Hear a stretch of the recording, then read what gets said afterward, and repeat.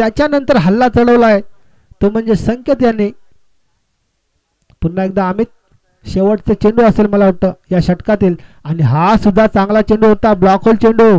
चेंडूला खेळला लेग साईडच्या दिशेने, चांगलं क्षेत्ररक्षण त्या ठिकाणी महेश असतील मला वाटतं. दरम्यान एकच धाव आणि दुसरा षटक संपतोय. दुसरा षटकाखेर धावसंख्या जमावतोय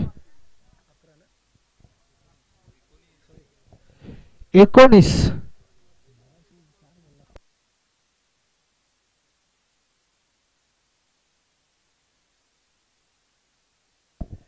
झाले, सॉरी 19.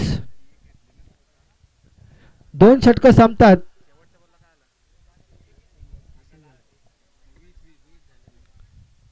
सॉरी, चुकीची दुरुस्ती होते. शेवटची सिंगल पकडून 20 धावा होतात, 20.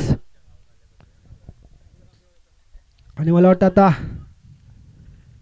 एक संत असा सामना चालू आहे, दुसऱ्या फेरीतला सामना, कारण हा 4चा लॉट आहे. याच्यातील जो जिंकेल तो डायरेक्ट उद्या खेळणार. आणि मला वाटतं वैयक्तिक पहिलं सांघिक तिसरं षटक घेऊन मंगेश, एक अनुभव, हे सुद्धा अनुभवी खेळाडू आहेत. पूर्वीचा काळ गाजवलेला आहे त्यांनी. मंगेश संकेत यांना, ओ हो, आणि हा कुठे मंकड विकेट करण्याचा प्रयत्न, परंतु थोडीशी चूक झाली, अन्यथा कुठेतरी गडीबाद झाला असता, एक बॉल सुद्धा काउंट झाला असता. चलाकी तर केली होती परंतु थोडीशी, बॉल काउंट नसतो ना, ओके, पण गडीबाद झाला असता. पुन्हा एकदा, आणि हा सुद्धा फुलटॉस चेंडू, त्याला सरळ फेकून दिलाय सीमारेषा पार षटकार.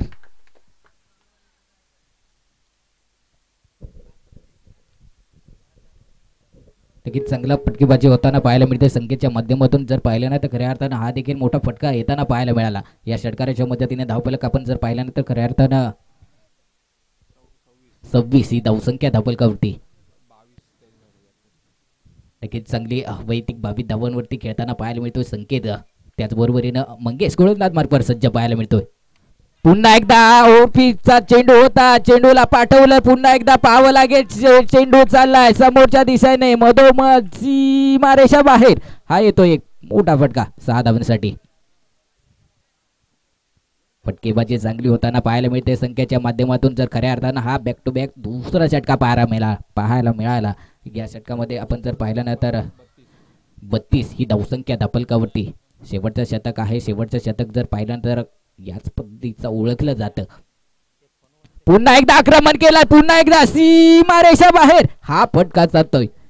चांगली फटकेबाजी मैदानाच्या आतमध्ये, चांगले आक्रमण. मंगेशवरती हल्ला बोल चढवताना पाहायला मिळतोय संकेत गावाले. स्ट्राईक इन वरती. इथे मात्र आता मात्र नक्कीच बॅट तळपले, बॅट गरम देखील झाले मैदानाच्या आतमध्ये, ती म्हणजे संकेत गावाल्याची. आपण जर पाहिलं ना तर बॅक टू बॅक तिसरा षटकार हा येताना पाहायला मिळतोय. वारंवार आपण जर पाहिलं ना तर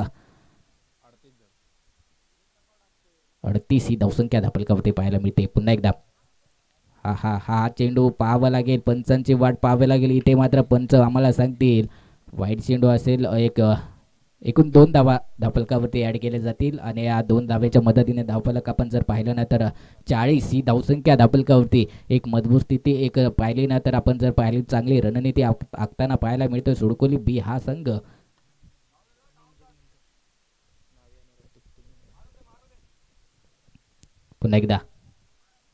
पुन्हा एकदा आक्रमण केलाय, पुन्हा एकदा चेंडू चाललाय सीमारेषा बाहेर. हा येतोय पुन्हा एक दर्जेदार षटकार.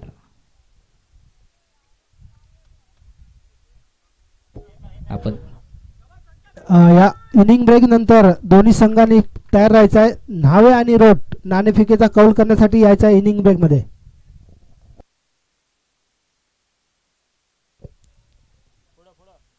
चांगली फटकेबाजी होताना पाहायला मिळते संकेत याच्या माध्यमातून. पुन्हा एकदा टायमिंग प्रॉपर, मनगटांचा वापर. इथे मात्र चेंडू करतोय हवाई सफर सिक्सर. हा येतोय पुन्हा एक दर्जेदार षटकार. आणि या षटकाराच्या मदतीने धावफलक आपण पाहिलं ना तर 52 ही धावसंख्या धावफलकावरती पाहायला मिळतोय. एक अर्धशतक होताना पाहायला मिळतोय. खऱ्या अर्थानं सुडकोली बी या संघाचं 52 ही धावसंख्या धावफलकावरती पाहायला मिळते. एक मजबूत स्थिती रणनीती आखताना पाहायला मिळतोय सुडकोली संघाचा हा संकेत बॅटिंग करत असताना. पुन्हा एकदा ओव्हरपुल तो चेंडू होता, परंतु जर पाहिलं ना तर बॅटची कडा आहे डिक्लेअर झोन मध्ये.